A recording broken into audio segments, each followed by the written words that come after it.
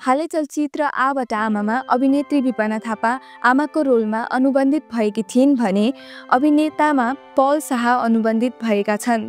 निर्देशक चन्द्र पन्तको यस मुभीमा अनुबन्धित भइसकेका पलले आफूलाई स्क्रिप्टले इमोसनल बनाएको र काम गर्न उत्साहित बनाएको बताए।